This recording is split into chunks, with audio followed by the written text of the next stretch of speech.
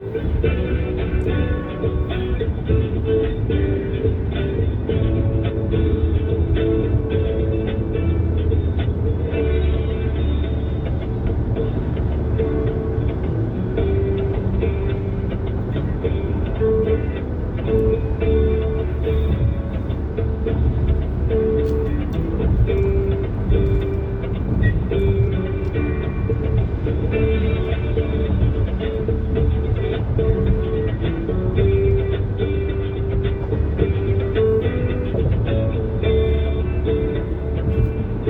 called that.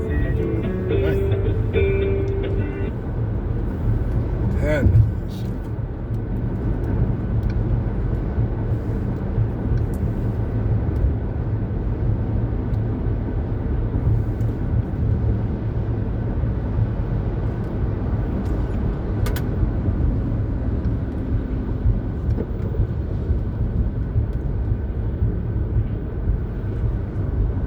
Everybody stands tonight on Primetime.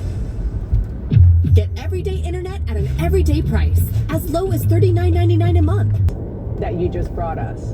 Not only is he happy, obviously, but that we weren't sure if he was going to run again, much less run again as a Democrat or potentially as a Republican, as you just laid out there, or an independent. He is going to run for Congress again in this. He's a Democrat in a Trump won district. He's going to run as a Democrat. Yes, indeed. And that had been the question and concern from Democrats, too, that perhaps there was some deal that was cut where he would not run for re-election, but he's indicating that he is running, Dana. Okay, so a bombshell just dropped, and I mean a genuine, career-ending, potentially criminal bombshell. A secret audio recording has leaked of Donald Trump meeting with oil executives, and on this tape, Trump is allegedly discussing political favors, policy moves, and access in exchange for support and money. This isn't speculation, this isn't anonymous sources. This is Trump's voice on tape, and it sounds less like a normal policy meeting and way more like a straight-up bribery negotiation. And after this audio surfaced, a former top ethics and national security official went absolutely off on live TV, called Trump corrupt, said the tape sounds like a bribery case study, said if any junior officer had done this, they'd be out of a job and probably under criminal investigation. And now legal experts are saying this tape could be used as evidence in impeachment, described in breakdowns as a top officer who The Great White Hope. Thank you. Marcus. I didn't mention Cash App. I mentioned Oh, okay. Cash App. Bond JLP. Cash App. Cash App.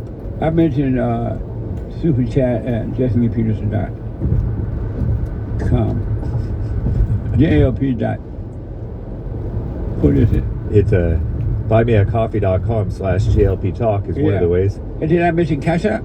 Bond JLP on Cash App. Nick told me that I did. But okay. Thank you, though. I appreciate it. Marcus G59, be grateful for what God gives you and what you have now. If not, suffer and see how that's going to go for you. 100.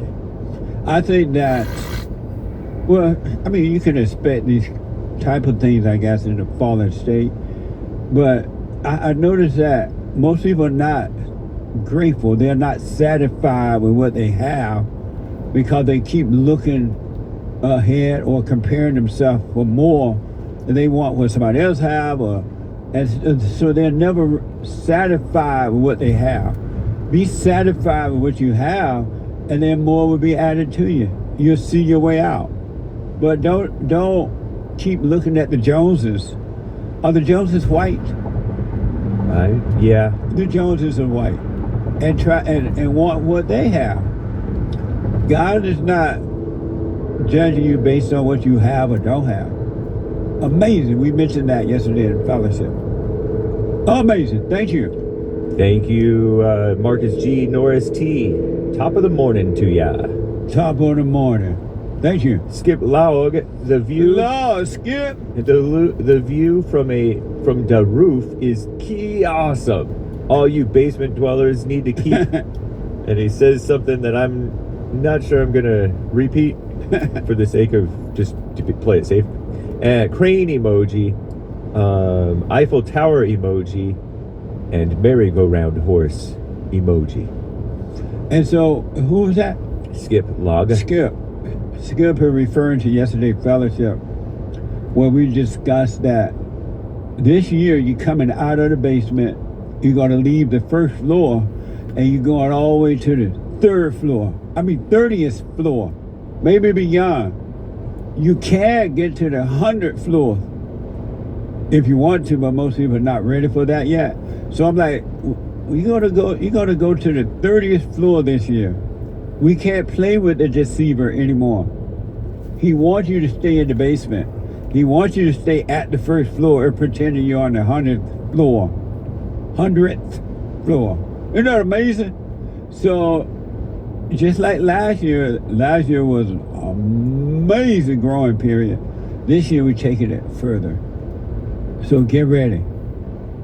Climb the stairway to heaven right here on earth. Amazing. Thank you. Judy the Lady Pug on pilled.net gifted the cookie for your coffees.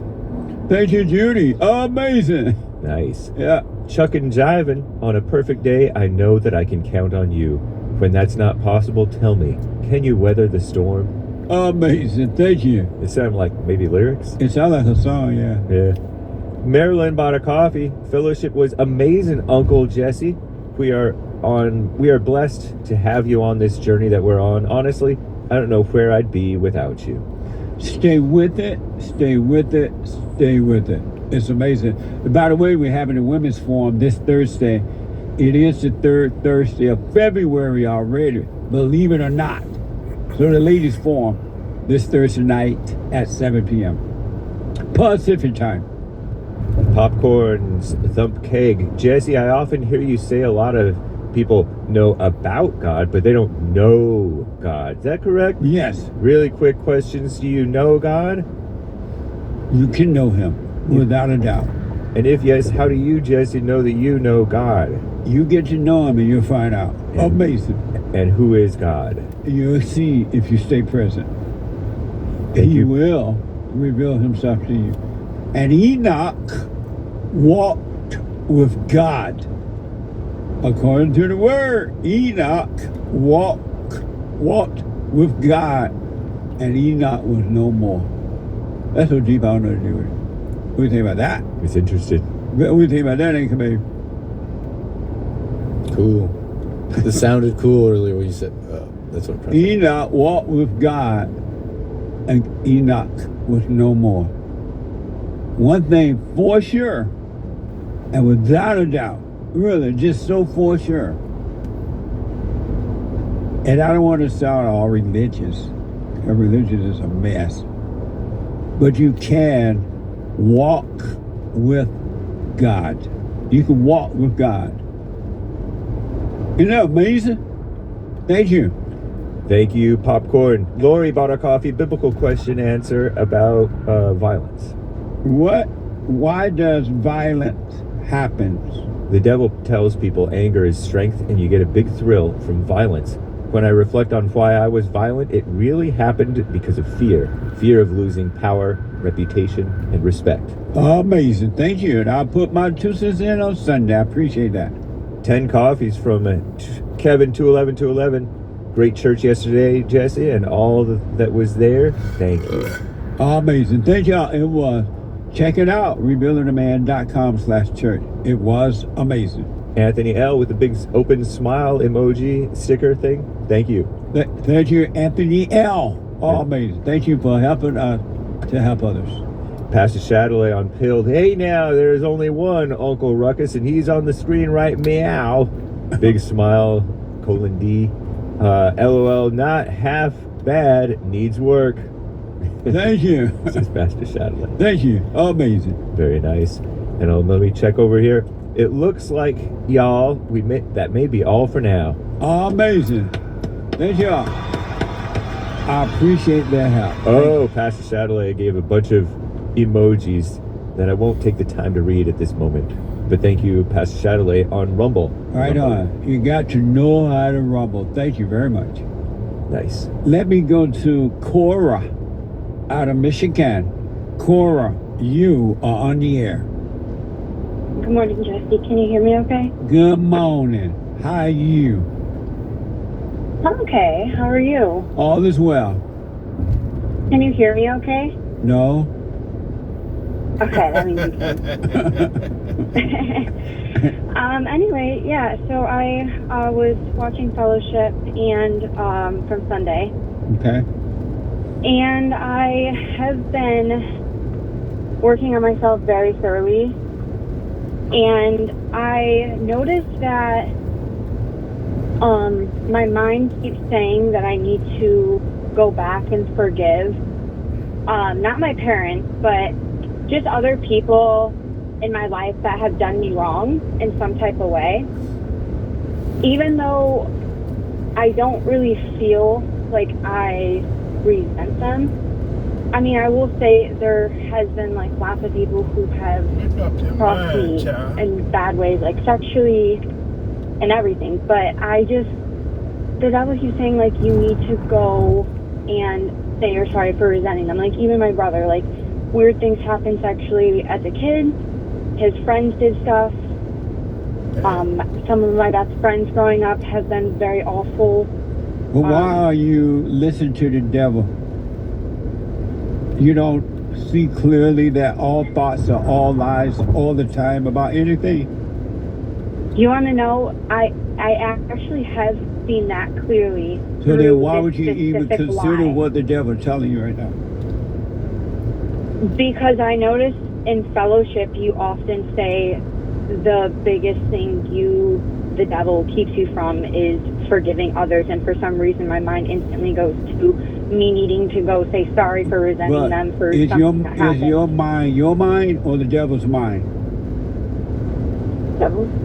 So why would you even consider that? Why not just let that pass? Because I'm not for sure in my heart if I actually resent them for that or not. So why don't you just let it pass and don't even give it any thought at all? When the thoughts come like that, let the thoughts pass. If that is a question, can I answer that question so you understand me better? I already understand that you're just listening to thoughts. And you still believe them, and that's why you think you got to walk around the world and forgive everybody. You're forgiving your parents. Be done with forgiveness and just live the life. Yeah, and so if the devil's bringing up something that happened as a child from somebody that is not because I resent them, that's because the devil's trying to keep me in a loop of just unnecessary forgiveness. Absolutely. He's lied to you. He's lied to you, and you keep telling you, oh, you need to go forgive some more. You need to forget now and live in the present. Stop living in your head. So I should just let that pass and know that. Yes. Next caller. Okay, so when I forgave my parents, I forgave everybody. You did. And I don't resent anybody. Not at all. So I should seriously just live my life and forget about that as a whole. Why are you repeating this over and over again? Because Hold on a minute. Hold on. Okay. What a mess.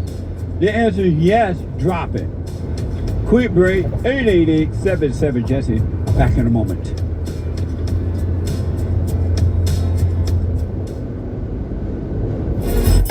So, here's what I recommend. I invite you to download my silent prayer. And I want you to start doing it. You just download it, get the points of how to do it. And then after a while, you just do it on your own. It's going to point you in the right direction that your life will be returned to you from God. He will give you your life back, because anyone and all people who has anger, they're not themselves.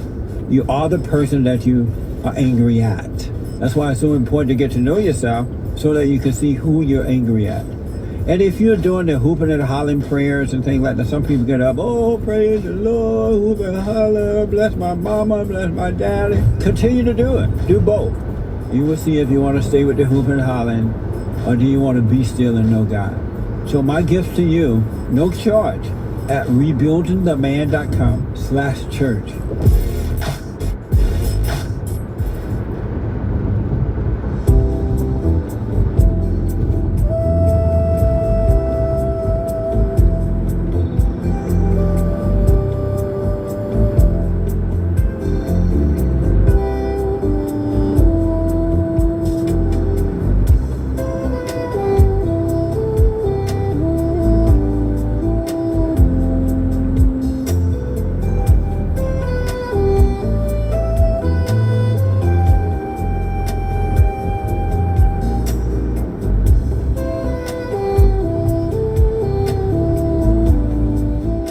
Okay, welcome back. 888-7753-773-888-77 Jesse. Number one, ladies forum this Thursday night. It is the third Thursday of the month. Men's forum every first Thursday night. Ladies this week at 7 p.m. You're going all the way up to the 30th floor. You're going to leave the basement. You're going to leave the first floor. Amazing, huh? And don't forget to like these videos. Hit like. And support us on social media as well. The Hake Report is coming up at 9 a.m. this morning. The Hake, H-A-K-E report.com. From 9 to 11 a.m. And after the Hake Report, the American Anchor Baby. The American Anchor Baby at 11, from 11 to 1. All right, oh, amazing. Let me go quickly back to Cora. Cora. You go. Hi. Do you clearly hear me saying that you don't need to go and forgive no one else? And you're listening to the devil and he's confusing you. Because you still believe thoughts are true. If you knew clearly that all thoughts are all lies all the time, you'd be free of them. And the devil couldn't play tricks on you anymore. So how do I know if I still resent somebody? Why would you even think about that? 'Cause I don't know. I don't know. Why is that even a part of your thinking? What would happen if you never thought about that again, Cora? I probably realized that that was so crazy, and I definitely. So why don't you stop it? Why don't you drop it? Yeah, Cora. The fear. Fear of what? The fear of dropping it, and then when I get to heaven, God says, "Well, you still did resent so and so." What do you mean when you get to heaven? What are you talking about? Yeah, Cora. Oh, here we go. I shouldn't have said that. I'm sorry? I shouldn't have said that because I guess that's another thought. Cora. Right?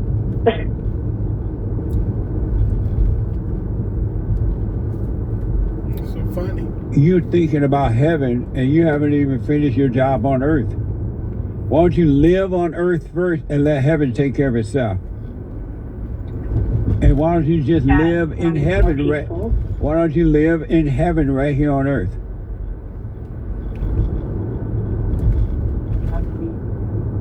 I want that. I do. You can have that if you stop believing thoughts. That's all you need to do. When you say something in church, in my mind instantly puts this whole narrative together. I really think it's important that I ignore that because it happens so quick I almost can't even catch it. If you practice staying present, you will catch them. And in the meantime, when you see the thoughts working on you like that, just realize you're in the thought and come back to present. Be aware of where you are and what you're doing at all times. All right? Yes, You've actually told me this before, which is kind of crazy. So, I think I asked the same exact question. Because you still listen to still listen to the evil, and you still believe it's you. So as long as I just doubt it, I can just be done. Just live. Yes, Corey. Cora. Cora. That's gonna make me do it just because you're just fed up. I'm fed up too, trust me. If you were fed up, then you would stop listening to them. Yeah. If you were tired of these living with thoughts, you would let them go. But you're not tired. Right. You're not fed up because you still believe them. Yeah, you're right. Are you doing the silent prayer every morning and night? Absolutely, and during the day. All right. Well, just stay with it. And just know all thoughts are all lies all the time about anything. All right? And stop Yes. when those things Cora. telling you stuff like that. Just be aware that they're telling you that, but don't communicate with them. Don't just go on with your life. You're doing fine. Cora. Amen. All Amen. right. Thank you. Let me know how it goes. Thank you so much. Okay. You're All welcome. right. Bye. Right now. 888-7753-773. So remember that, before I go back to the callers here, remember that video that the Great White Hope put up when he was talking about This customer ain't had no fucking money. Got me sitting in there like a damn fool.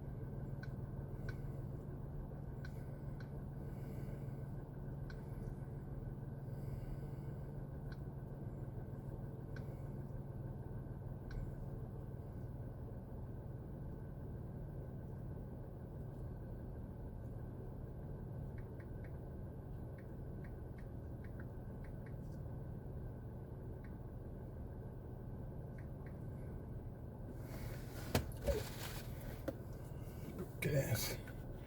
Gas knuckle. Them broke asses. You damn well she ain't had no money. Alright, we're off to Jones to the refrigerator.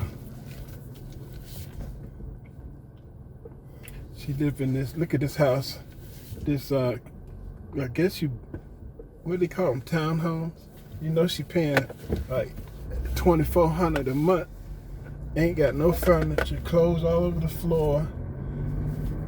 And she ain't got $89 for me wasting my time.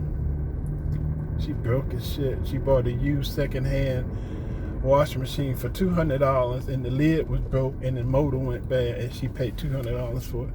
So you get what the fuck. You get what the fuck you asked for, you know what I'm saying?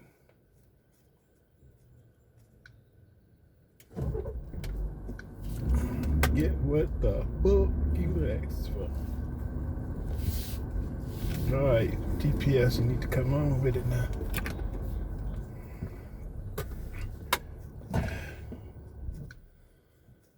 Yes.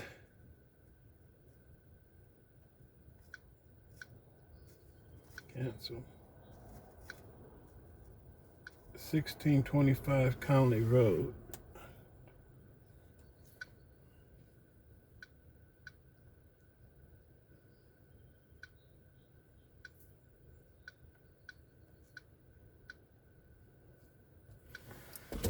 Go.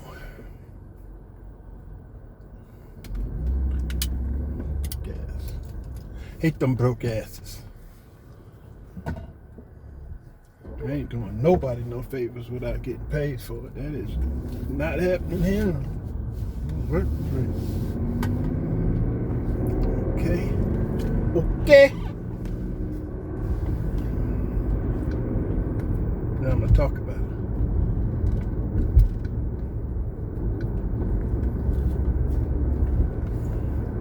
Thank you for calling. Check out empty phone. Please hold while I try to connect you.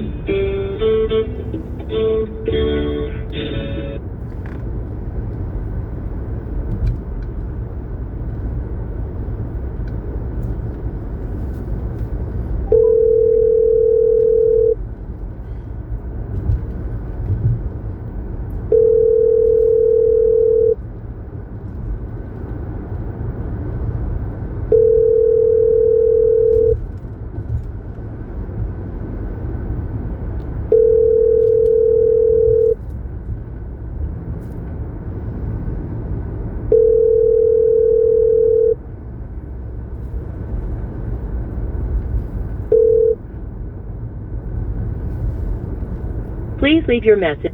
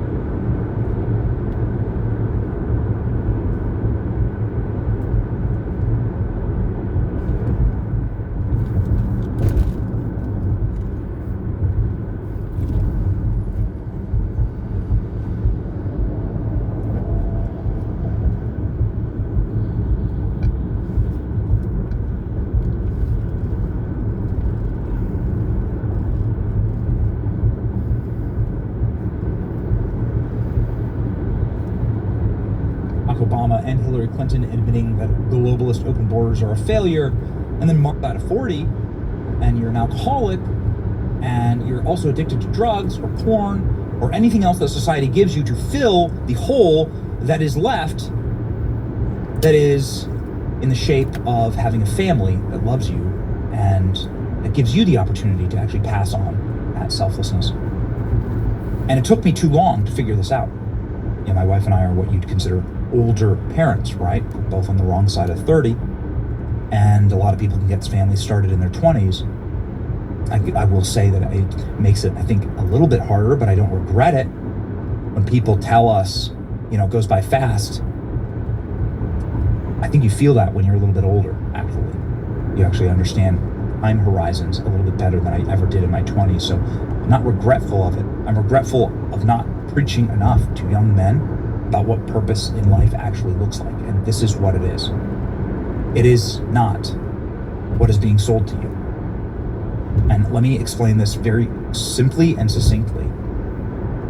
God commandeth you, go be fruitful and multiply. Do you know how hard you have to abuse a mammal? Do you know how hard you have to disconnect a mammal from its natural instincts to procreate, for it to not have a desire to do that? Young people are not having sex. Young people are not having families. And this, of course, is a catastrophe for our people. This is something that is the single most pernicious evil that has been a war waged against us. Dropping a nuclear bomb on this country would be less damaging than what's been happening at the birth rate. Our entire systems, our entire way of life is utterly unsustainable as the population continues to collapse. As you continue to not have people to carry forward and carry forth the legacy of heritage Americans, our people, of our land, of our value system. We have to make more Americans. We have to make more Christians. It is an act of total societal evil and deep deprogramming to get us to decide that we're not worth saving. It's the end state of nihilism, that I shouldn't continue to exist. That the sacrifice that my parents gave to me, when my parents were raising my ass, which was no fun, okay? And neither was it raising you. You were a pill. You were a handful. Because every child is. And your parents and your grandparents sacrificed in love to give to you. Why would you take that? Why would you not pass that on? To have you, to create your life through an act of God. This is ultimately what's up. There's a lot of influencers out there who claim to be in favor of conservatism or conservative values, but they don't practice this. They don't practice what they preach. I tell you, from a guy who's been on the other side, who's on the other side of alcohol addiction, degeneracy, you know, I believe that lie, along with tens of hundreds of millions of other young people. I believed that was the end state in life, and I believed that perhaps my life, my lineage wasn't worth continuing. I'm telling you, the thing that will connect you the most with your Creator, which is what you should seek in life, because it gives you purpose, is the act of creation. Creating the most important thing, which is more human life. That is why God's first commandment to us as men, his first commandment to us as men, Adam in the garden, is go be fruitful and multiply.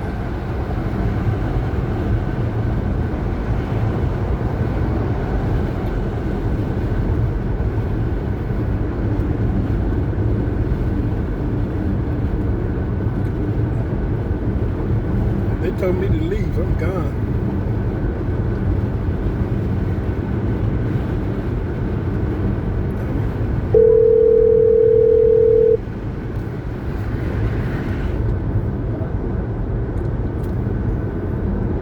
Hello?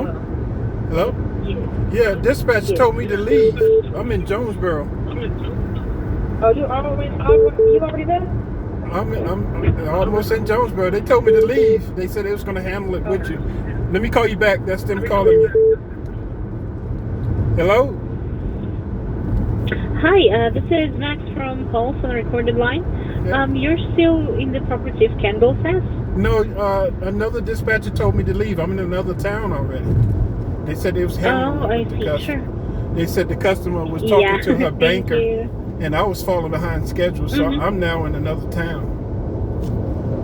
I see. Thank you so much, Douglas. I just wanted to confirm. No problem. I tried to help, but I have a transaction fee when I use my credit card. Yeah, exactly. And then she mentioned that she doesn't have any cash, so Yeah, but she told me she was going to run to the bank. I told her she needed to just call the bank and authorize the payment to go through. Yeah. That's what I told her as well. It's not just being authorized, it's recognized as fraud. Right. I'm out of Yeah, here. anyway, thank you, Douglas. Yes, you're welcome. It's okay. Thank you.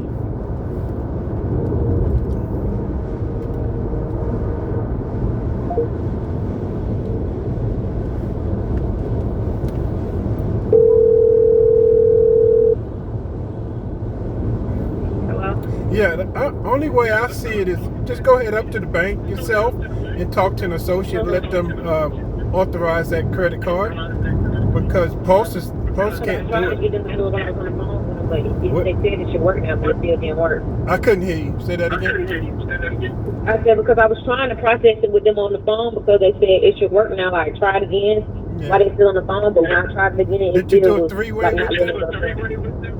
Huh? Did you do a three-way with them? I called them on the other line when I was had the technician on the line. Yeah, that's how that's what it is. They holding it up because it's suspicious activity. Yeah. I'm ready to go there now. All right. Okay. All right. Good luck. Okay, thank you. Good luck.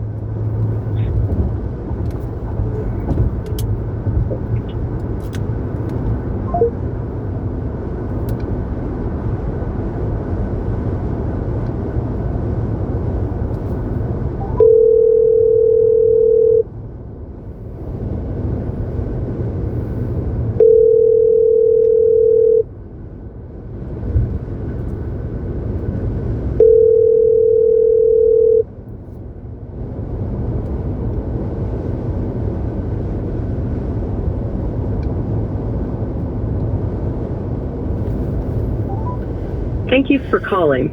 Check out empty phone. Please hold while I try to connect you.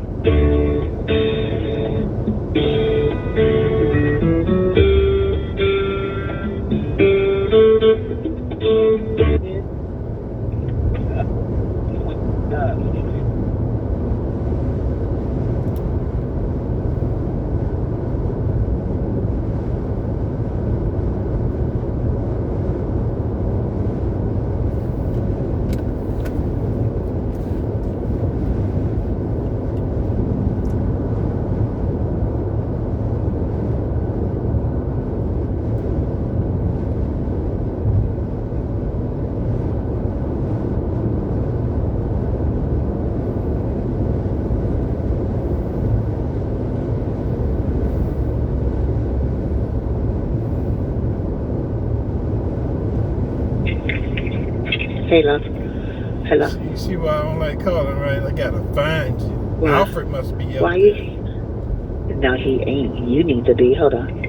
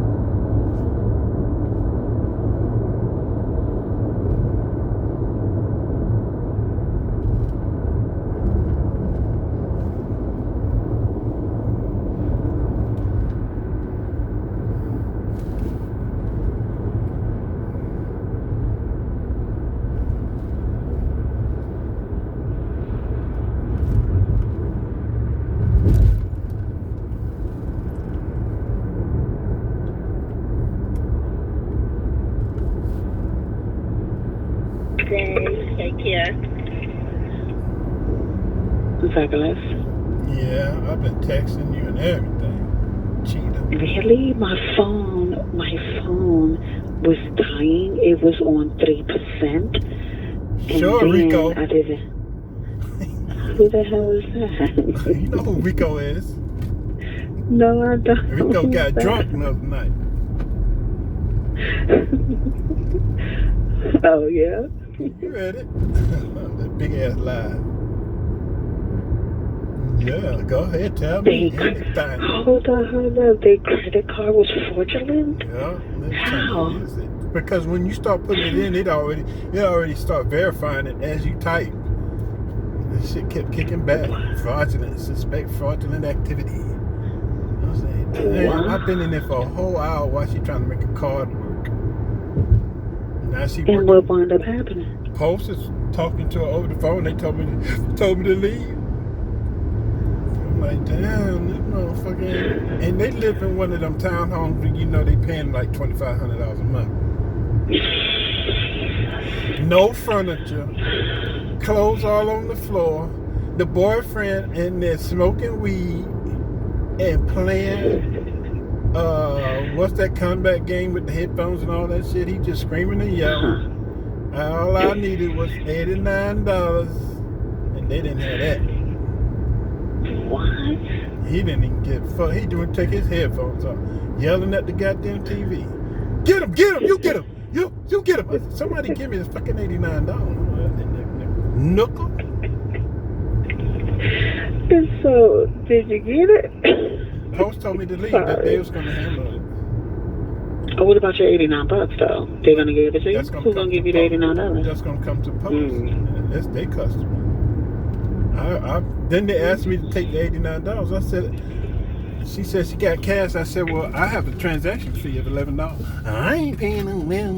Well, I ain't using my credit card. Yeah, fuck it. I got to get paid to use my credit card. My credit card ain't fraudulent, so if you want me to use my card, you got to pay me $11. How about that? I got to make some money, right? It's my card, right? Ain't that right, Ted? So you would take, that's right, so you would take the 89 plus 11, so 99? Yeah, I got to get paid for my discrepancies, right? Yeah, so here we are. Now I'm at another place I used to hang out, and they got a fucking gate now. I used to be over here too. Me and Dan, remember Dan, the mechanic? Yeah, hold on.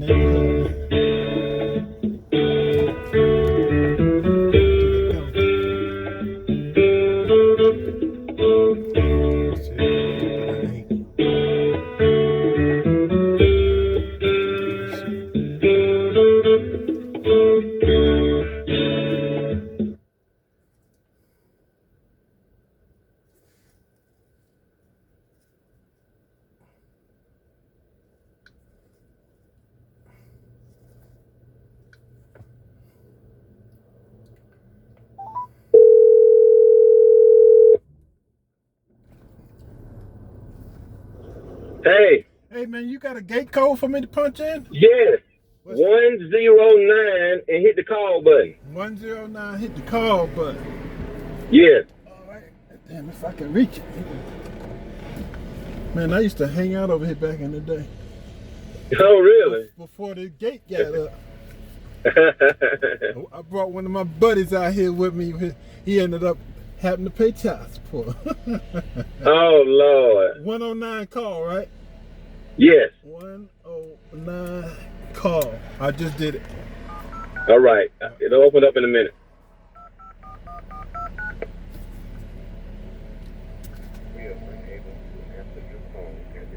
It said they're unable to answer the call at this time. Oh, because you're still on the phone. Oh, we got to Let me get you off. All right.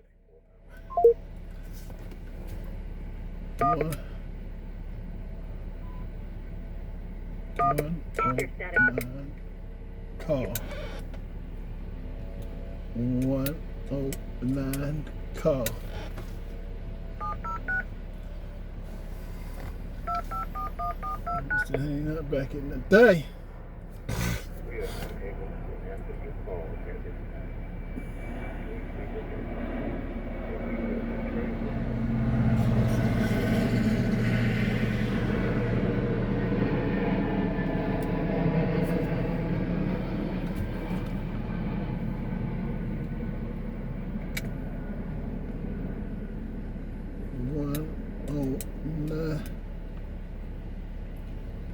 One oh nine call.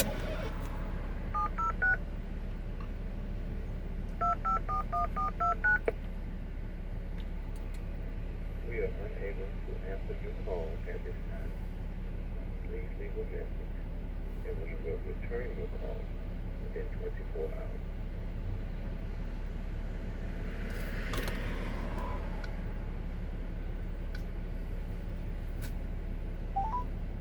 We are unable to answer your call at this time.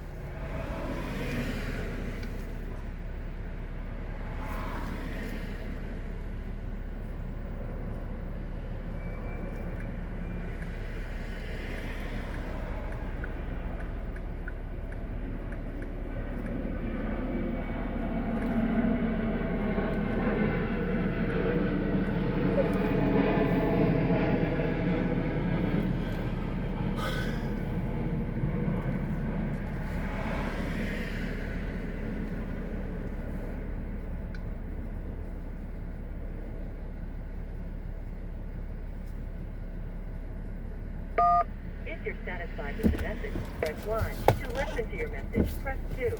To erase and re-record, press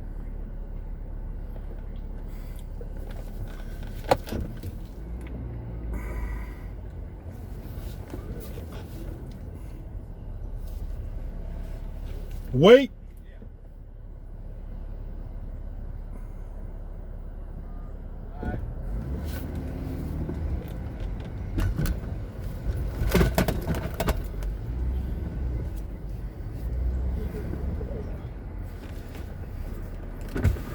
You see a big box truck down the street. Okay. Park next to that.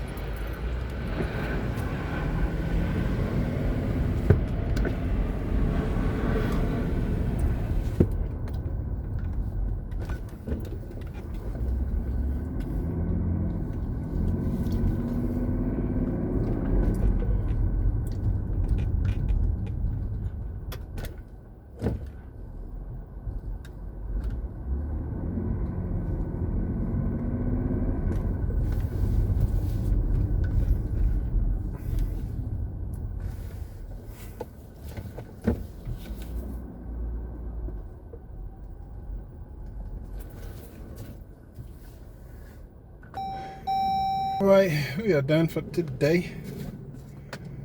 It's time to go home. Oh, I'm going for today. Feel me? Home, son.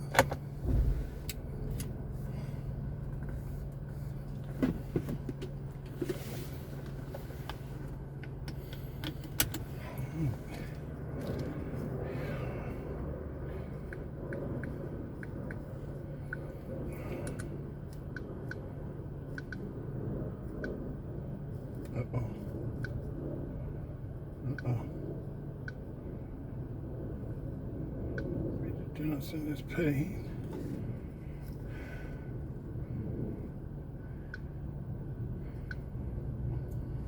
Let's go. Oh.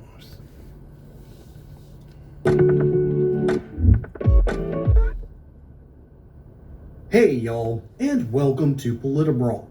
My name is Brian, and Representative Langworthy absolutely torches Hakeem Jeffries. The entire Democrat Party really doesn't stand much for anything anymore after this speech. Let's dive in. We don't work for Donald Trump. We don't work for J.D. Vance. We don't work for Republican billionaire donors. We work for the American people. And the Constitution, Mr. Speaker, gives this House the explicit authority with respect to tariffs. Working class Americans, middle class Americans, and everyday Americans are suffering because of the failed Trump Republican economy. Donald Trump, his words, promised to lower the high cost of living on day one. More than a year later, in the United States of America, Mr. Speaker, costs haven't gone down, costs have gone up. Housing costs out of control. Healthcare costs out of control. Childcare costs out of control. Electricity bills out of control. And the price of groceries and everyday goods completely out of control. And one of the reasons why it's the Biden administration, the cost of living continues to crush the American people is because of the Trump tariffs, which have imposed thousands of dollars in additional costs on goods coming in from China. Americans, tell you that making part. life even more expensive. Buying cheap goods from China than it had been when this presidency began. China is in his Why pocket. is it so complicated for Donald Trump to keep his promise to the American people? Because y'all to made it lower difficult. costs, to focus on making life more affordable. Instead, he's gone the opposite direction, imposing tariffs on our allies in Canada and Mexico, in Europe, across the world, without any clear strategy, having an adverse effect on the pocketbook of everyday Americans. I want to remind my friends on the other side of the aisle that the Supreme Court heard arguments on November 5th on this very issue. of whether the Trump administration has the authority to impose the tariffs under the debate right here. Our extension of the tolling days is something Democrats did themselves back in the 116th and the 117th Congress. Unlike when they did it, ours has a clear end date, sunsetting in a matter of months, unlike the blanket prohibitions of COVID NEA resolutions under Democratic rule. This extension will allow the Supreme Court the time necessary to provide a ruling on this extremely consequential issue. And it is just amazing to hear the arguments about affordability while they presided over an era of government that exploded our national debt, exploded prices, not to the tune of $1,000, but tens of thousands of dollars on Americans across the board. And they still tried to convince people that their policies had nothing to do with it. And that's why this House is in Republican hands, the U.S. Senate's in Republican hands, and the White House is in Republican hands, because it was part of the mandate given by the American people to reset the global trade order, to negotiate unfair trade deals that have happened over decades, both Republican and Democratic administrations alike, that took advantage of the American worker, that chased our jobs overseas, that ruined our supply chains. All of those things happened. The tariffs have been an important tool that the president has been able to use to create real trade deals, opening up markets for American products. We've seen it firsthand. We have new trade deals around the globe. America has come from a position of strength because of this tool, not a position of weakness. And we can't allow that weakness to prevail. The question of affordability that they all of a sudden have gotten into their hands is rich, given that they presided over the worst inflation spike in 40 years. Under President Joe Biden, families paid more for everything, for food, for housing, transportation, energy. It all exploded on their watch when they ran 3 houses of government. Energy prices surged roughly 20%. In many parts of the country, electricity rates rose 30%. Democrats didn't just miss the problem, they caused it, and then they put their hands over their face and pretended like everything was okay. Those weren't abstract numbers. Those were kitchen table realities, and they remain kitchen table realities for working families who were lectured by Democrats to be patient while this transitory inflation that they claimed, they just spent trillions of dollars more and inflamed the problem all the more. And the difference today could not be any clearer. Gas prices are coming down. They're at their lowest level in under 4 years. Real wages rising again. Regulatory costs are finally being rolled back after years of Democrats using regulations as a weapon against affordability. President Trump and congressional Republicans are cleaning up the mess left behind, undoing the damage of the Biden economic policies, restoring confidence in rebuilding an economy that works for people who actually earn a paycheck. And that brings us to the rule before us today. The 3 bills under this rule all address affordability in the real world. They reduce unnecessary delays that drive up costs. They protect infrastructure Americans rely on every single day. And they support domestic production so families are not left paying more because Washington chose delayed dependence and dysfunction. I reserve the balance of my time. Y'all get the tape measure, get the launch angle, and let's see the exit velocity on the absolute home run that Langworthy just hit here. Okay, first off, I gotta deal with Hakeem Jeffries. Did you notice that first moment, that very first line that he had? We will not work with President Trump, with J.D. Vance. We are not working for billionaires. Wait a minute. You mean Hakeem Jeffries is smart enough to know when to switch certain prepositions? He knows exactly what he's saying. Despite the fact that he is elected to Congress specifically to work with the other members in order to pass legislation, to work with the White House in order to pass legislation, Hakeem Jeffries simply lays out all the problems in one speech. We are not going to work with you. We do not like the fact that we have to work with you. Hey, y'all. If you want to drop a few extra pounds, boost energy levels, or just reduce swelling to your hands and feet, then you're going to love these 2 American-made supplements. Free at elections, this is not about representation. I think this hearing was so very important. What was coming out of this administration was a radical wish list. And certainly you can see it, what has happened to the consequences playing out right now. And Now I think we're all seeing why. Thank you. Senator Blackburn. Thank you, Mr. Chairman, and I'm so pleased. I joined my colleague from Florida in saying it is time that we have this hearing.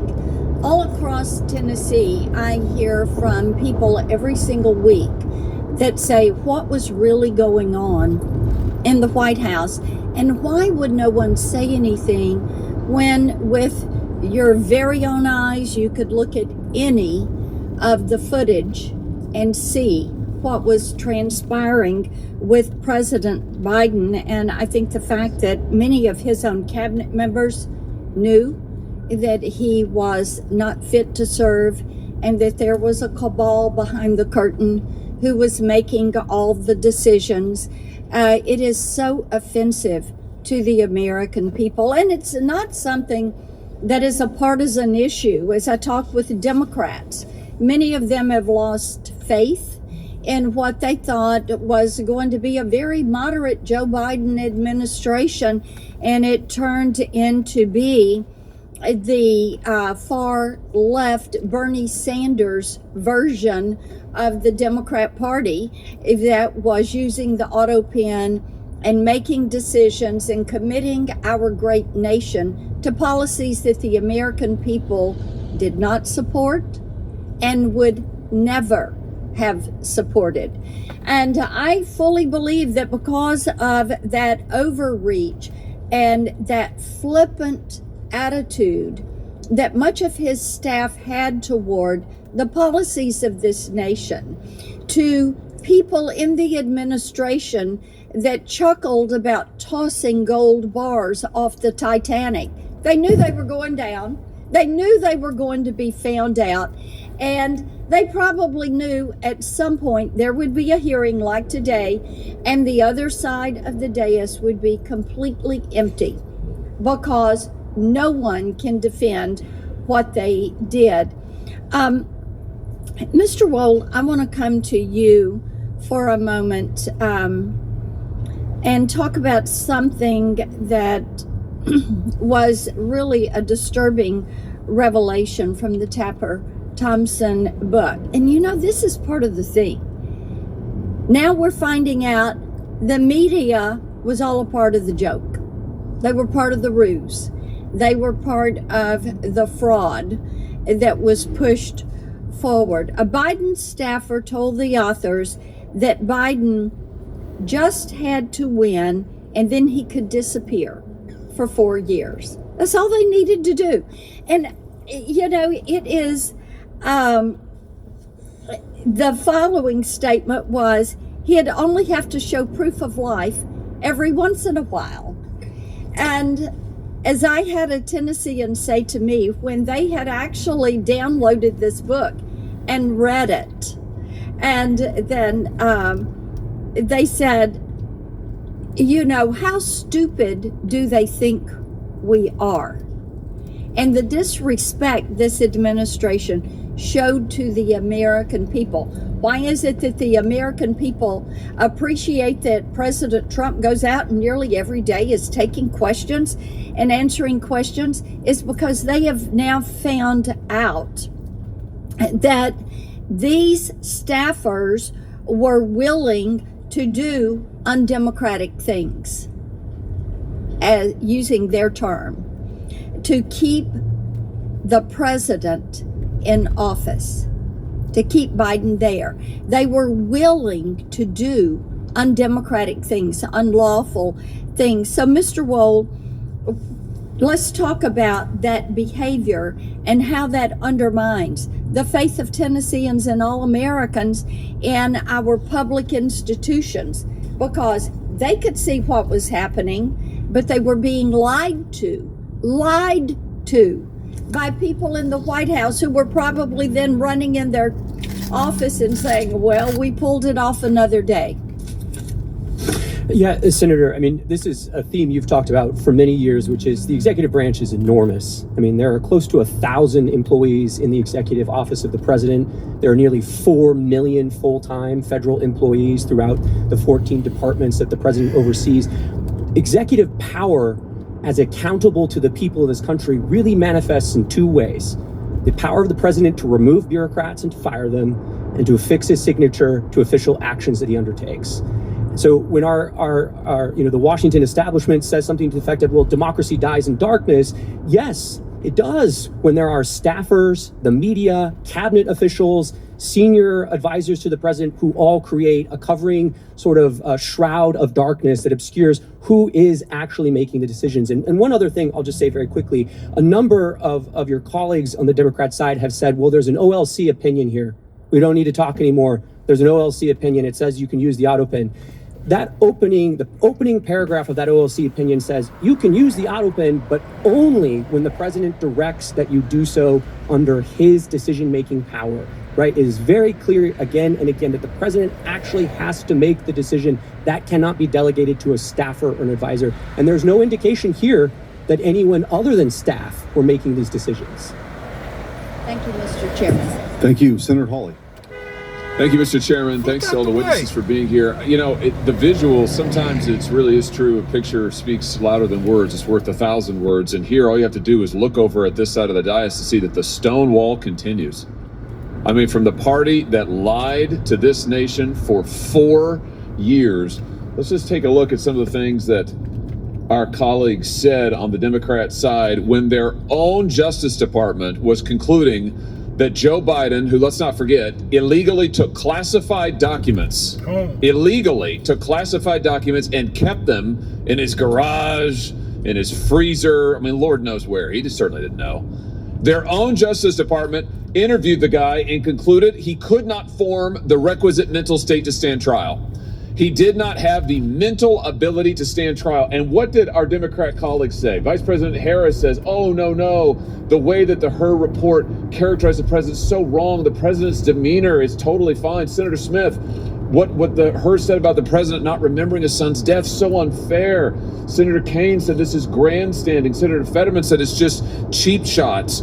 You had other senators saying, Senator Ossoff in February of 2024, saying, and I quote, I found the president to be sharp, focused, impressive, formidable, and effective. In June 2024, Congressman Jeffries insists Biden was, and I'm quoting again, incredibly strong, forceful, and decisive. Where are they now? They don't want to answer for any of those quotes now. They lied to us for 4 years, and we know they lied. They know they lied. It's why they're not here. They don't want to answer a single question. They can't bear to show their faces in public. And you know what? It's right that they can't do that, because the bill of goods they sold this country, they walked this country right into one of the greatest constitutional crises of our history.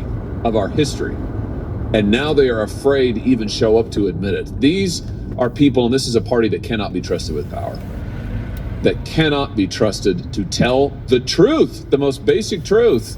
They all changed their tunes after Joe Biden debated President Trump, and the whole world could see he couldn't even form a sentence, that running this guy for president again is a form of elder abuse. My, how they changed their tunes after that. Now they can't even show up in public to talk about it. This is embarrassing. But worse than that, it's dangerous. It is dangerous for this country. Mr. Wold, I want to pick up on something you just said a second ago about the OLC and their opinion as to when an auto pin can be used. Just be clear about this. Auto pin means not signed by the person. Auto pin is basically push of a button and it gets signed. OLC says only when the president specifically directs it and it is under his direct authority. Do I basically have that right? That's correct, Senator. So, based on the facts we know, did that happen in this case with all of the pardons and clemencies and other giveaways that Joe Biden signed? Assuming that the Biden White House complied with sort of traditional practice of presidential administrations and that there was record keeping either from the staff secretary or others, there should be records to indicate either through covering memorandum or briefing books where the president would have signed his signature authorizing this decision. None of that has come forward. That would be very easy to dispel some of these concerns. And I think what we're seeing here is really the auto pen is best understood as sort of a tool of executive convenience. Hold on a second. You just said something very important. I want to emphasize that. So what you're saying is that there should be, for every time that Biden authorized the auto pen, there should be a record of that. and he should have had to have registered his personal consent to using the auto pen. Is that basically correct? I think to put it another way, I would say in the policy paper flow to the Oval Office, there should be a record of what documents are presented to the president when he gave his assent to the actions that are listed in those documents, whether it's a judicial nomination or it's a statutory response to Congress. Well, I think the answer is we need to get those documents. And I just say to our friends in the media over here, you guys need to be asking for those documents, and we need to be asking for them, Mr. Chairman. We need to see those documents. And the president, the former president now, could certainly choose to release them. I'm sure they're part of his personal papers, right, Mr. Wold? That's correct. And the first place to start would be the staff secretary's office under President Biden. Here's the trail. If you want to know, if you want an answer to the question, did Joe Biden actually assent to the use of the auto pen and all? You think of all the people he pardoned, he granted clemency to: murderers, drug dealers, child rapists. Let's find out. Did he actually authorize it? There should be a record of it, is what we've learned today. Thank you for that testimony, Mr. Wold. There should be a record of it. So this is a binary question. It's not, oh, we don't know, gee, it's hard to say. No, actually, we can find out. So right now, today, I call on President Biden, former President Biden and his staff, release the documents. You have them, you know you have them, release them. If what you did is legal, and if you're really not embarrassed about it, and you think it was totally constitutional, release the paper flow. Show us the documents where the president authorized the use of the pen for every single pardon and clemency and stay application. Let's see it. Let's see all of it. And if you won't do it, we should subpoena those documents, and we should find out the truth of who was really running the White House, because I think we can see it was not Joe Biden. Thank you all for being here today. Mr. Wold, thanks for your testimony. Senator Kennedy. Thank you, Mr. Chairman. Gentlemen, I want to try to separate policy and politics for a second. I know it's hard to do around this place, but I thought Senator Cornyn made a very good point in his opening remarks. I think Senator Smith made the same point that the policy here is very important. And I want to ask you your opinion on the policy. Professor, tell me briefly, I know you can't talk about auto pens, but tell me briefly about the 25th Amendment. Well, Senator, the 25th Amendment provides the process by which to implement a principle that's in the original Constitution, which is when the president's unable to exercise the powers and duties of the presidency, somebody else exercises them, starting with the vice president.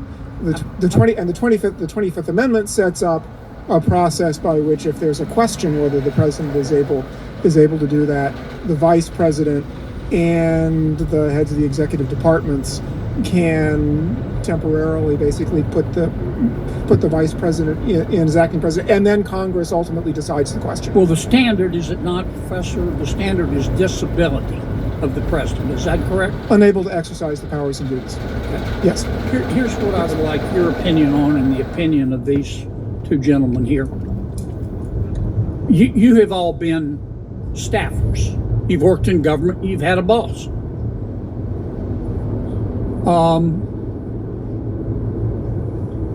In Mr. Spicer's case, his boss was the President of the United States.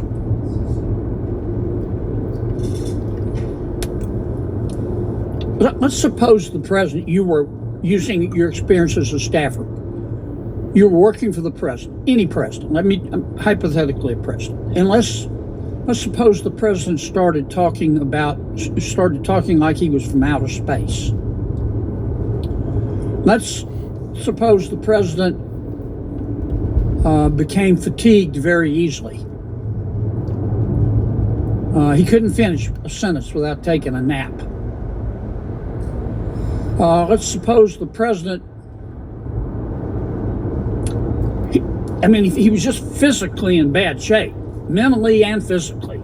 Mentally, he may or may not have, you're not a doctor, a neurodegenerative disease, but physically you can see you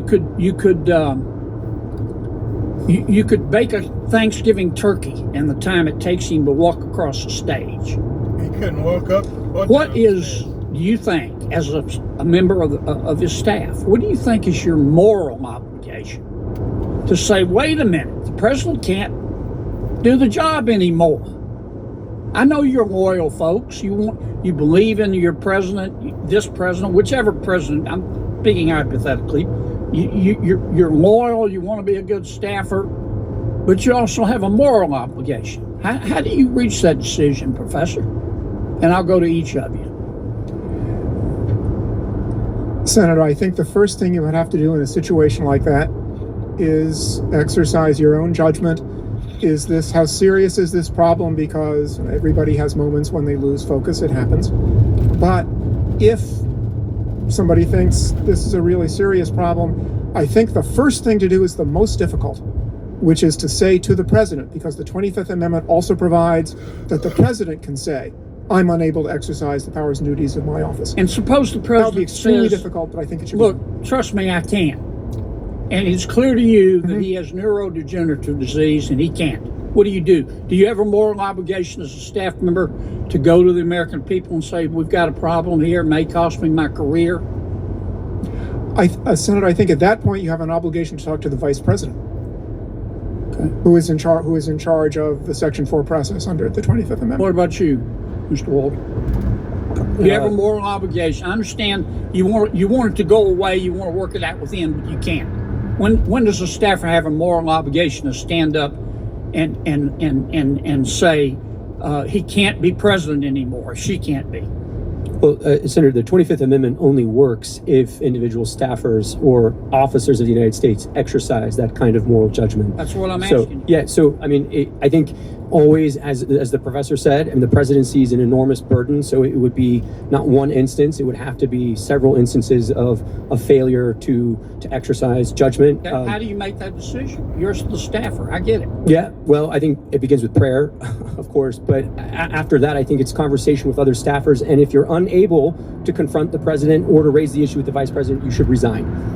What about you, Mr. Spicer? Do you stand up and do it and tell the truth and run, or do you have a greater obligation to your boss? Well, luckily I didn't have that problem, but I would say that you have a moral obligation as an American, as a citizen, as a human being.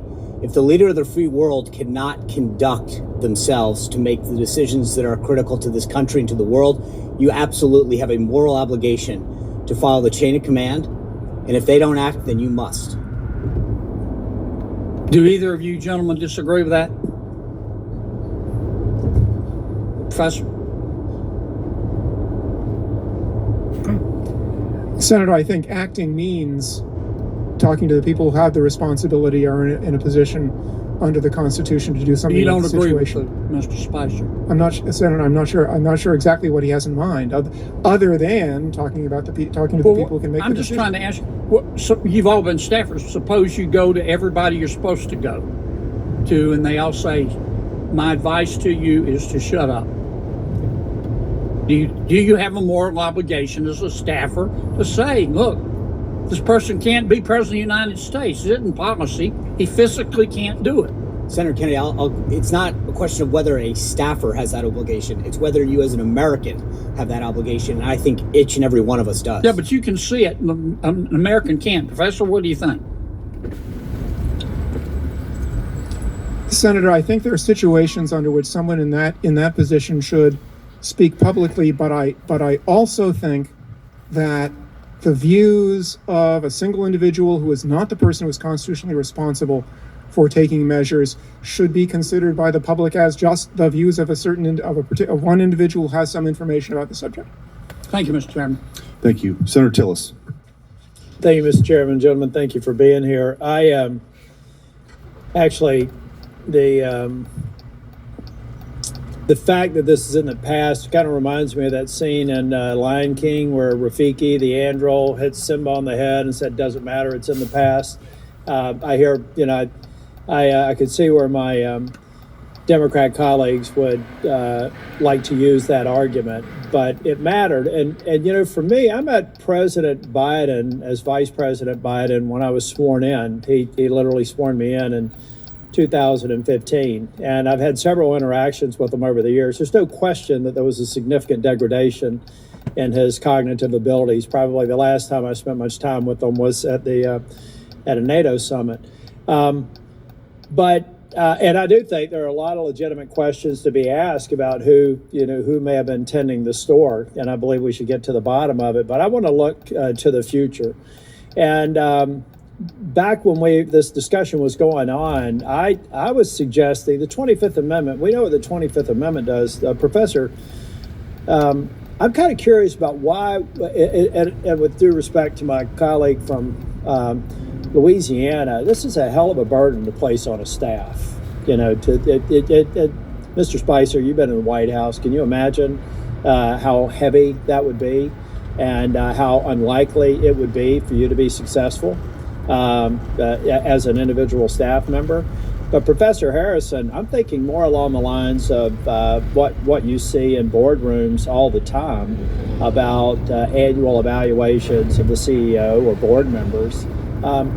What about the concept of something short of triggering the 25th Amendment, where the cabinet members, hand-selected members of the president, confirmed by the Senate, maybe on an annual basis, have to have an attestation that based on their work with the President of the United States, that he is mentally capable, fit, and the same way that we have boards make those decisions about board directors and CEOs. What would be wrong with some sort of a report or attestation to Congress from the cabinet member saying this man or woman is good to go, and it would be it would be perjury to Congress if they ended up covering up and history proved that. What's wrong with something like that as we're looking forward?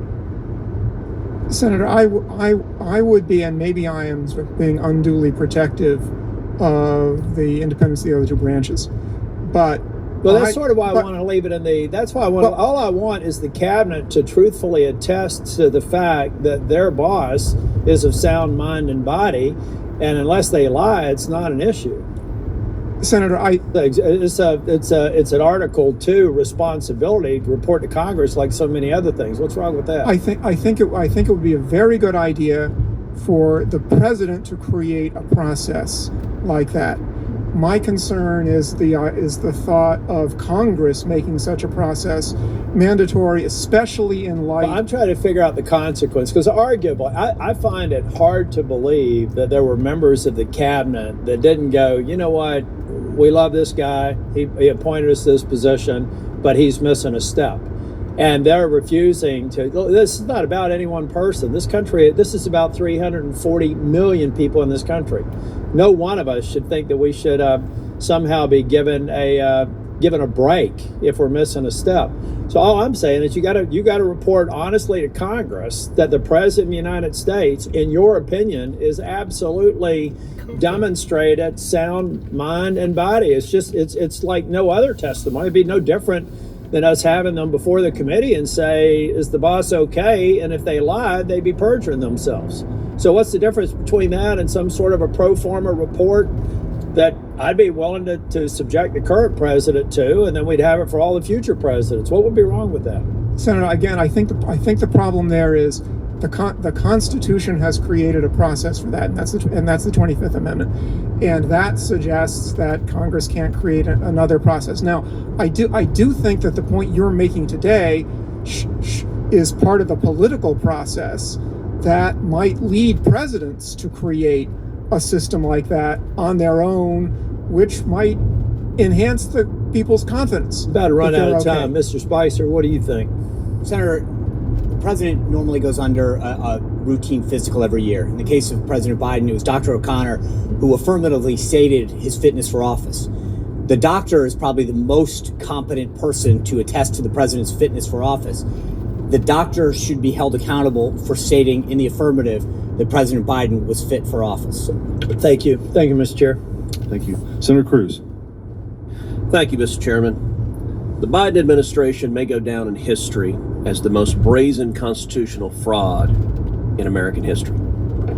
A Potemkin presidency fronted by a failing puppet with staffers behind the scenes pulling the strings. This is not political hyperbole.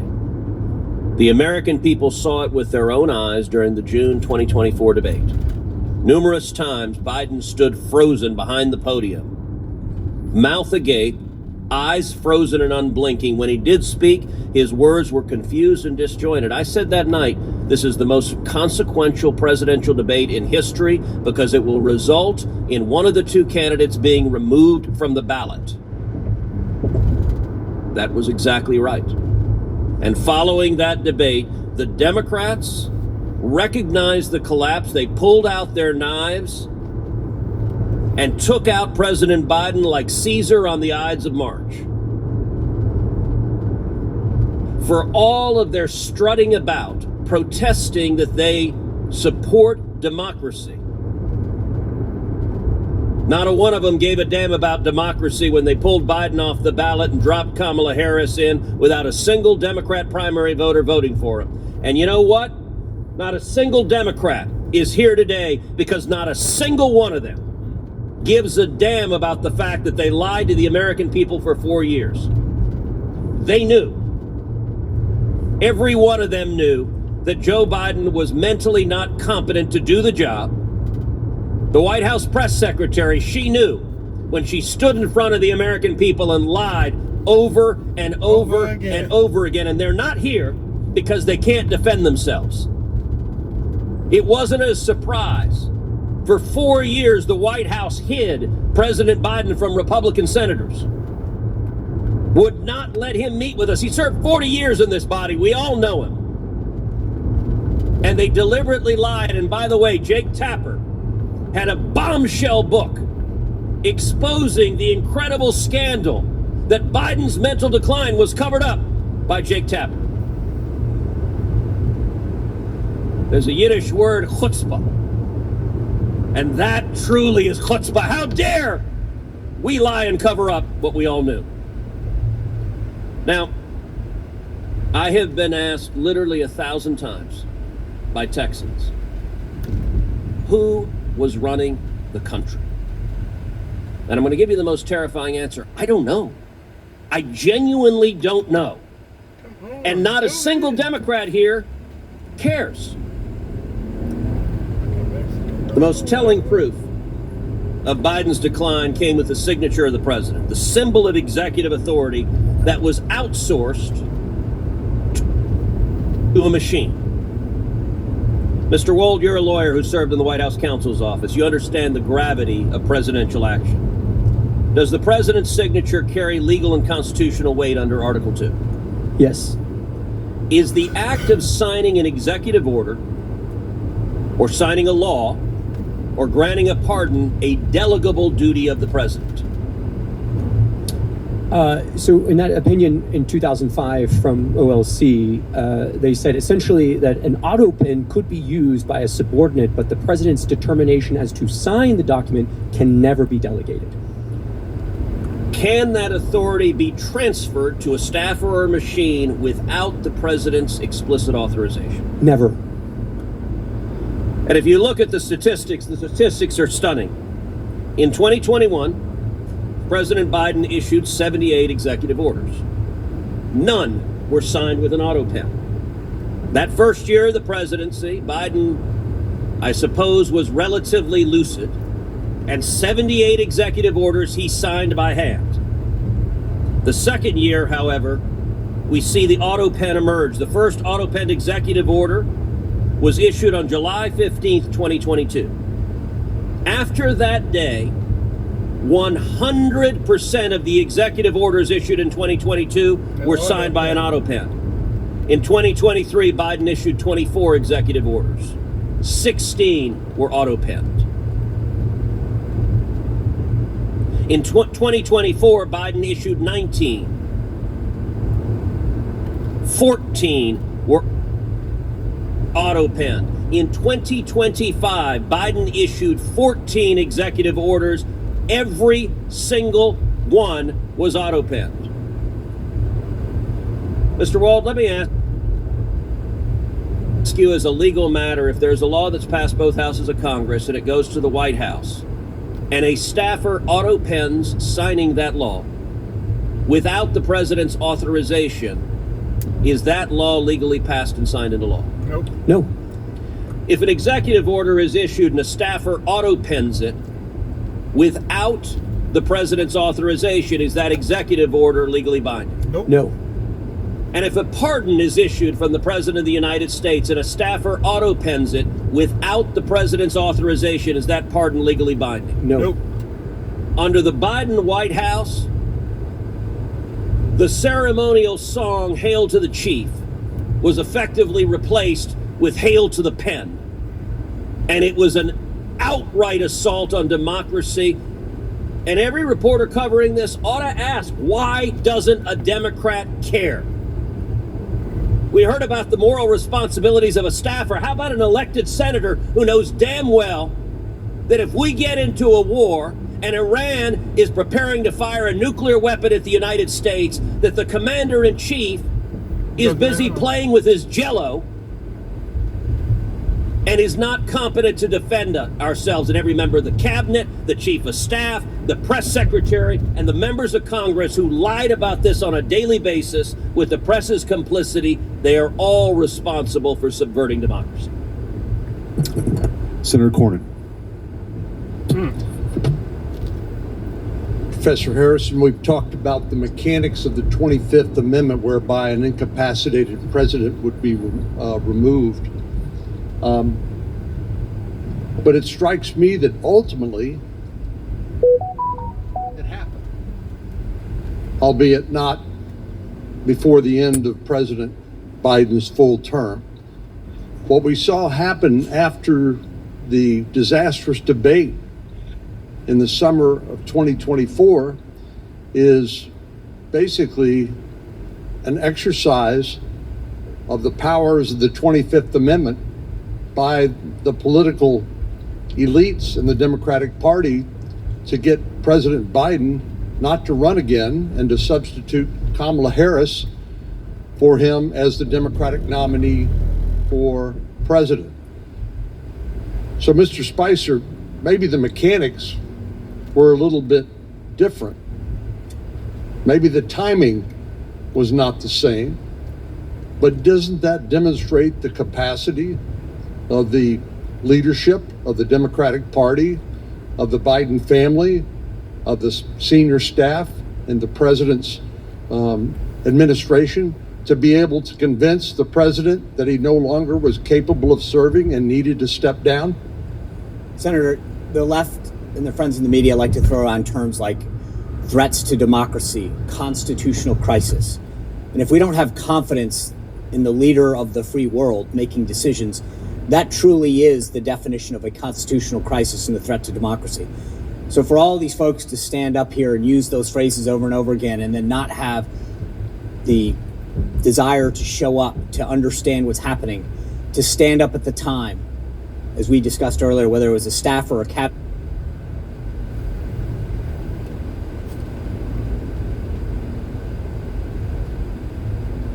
the rest of America, shows that they were more concerned with power and preserving that power and an agenda than they were at really caring about the Constitution and democracy. I agree that that is the clear conclusion. And obviously they decided to do it only at such a time as that ability to wield power was coming to an end. If, in fact, President Biden had remained the nominee of the Democratic Party and then ran against and lost to President Trump, these folks would be out of luck and out of power. So they decided to act under that circumstance. Senator, you look at a lot of these decisions, and it was pretty clear that there was a handful of folks at the top of the Biden administration and Biden White House that had been around him for decades, where all of that information funneled. So I mentioned before, there are approximately 25 senior White House staffers that have the rank of assistant to the president. Those are the highest White House staffers. I would bet that only a handful of them ever interacted with President Biden on a daily basis. The rest of them had their communications funneled through other people. If the press secretary, the communications director, whose job it is to speak on behalf of the principal in lieu of them being able to talk or communicate, don't have access to those individuals at the senior most level, then what good are they? And I would argue that while many times we heard people in the press and on the left accuse the Trump White House of quote unquote lying, For them to go out there and talk about the president's stance on issues, what President Biden thought or didn't think on a personnel issue, a policy issue, when in fact they had never spoken to him, is in fact the epitome of lying. One of the most consequential actions or inactions of the Biden presidency during 4 years was his failures to secure our southern border and to deal with illegal immigration. I have in my hand examples of the Biden immigration proclamations and executive orders, and there are a lot of them, as you know. They also include things like granting temporary protected status to large populations of immigrants, particularly from countries in Central America, rescinding Trump administration policies when it came to enforcing our laws at the border, granting parole, which is essentially a permission slip to enter the country in a way that would otherwise be illegal. And Mr. Chairman, I'd ask unanimous consent that this document be made part of the record as an example of the sort of consequential border security and immigration related measures that President Biden purported to sign. Without objection. Mr. Wald, I do want to follow up on a couple of things with you and Mr. Harrison and also Mr. Spicer. Under the Presidential Powers Act, we could have a special access request, correct, to the archivist to find out what assent was actually given by Joe Biden on the auto pen. Is that your understanding? If they kept records, right. Yes. Right. Well, I think that will be something we will be pursuing. Professor Harrison, I wanted to ask you, sort of on the Article 1 branch's role, and I think I understand your concern when you say the president could do something. You're dealing with sort of a separation of powers issue, is sort of what I'm reading into that.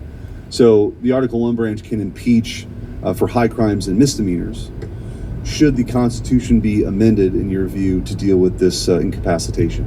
So impeachment would be a vehicle beyond just the 25th Amendment, but impeachment would be a vehicle to deal with these issues.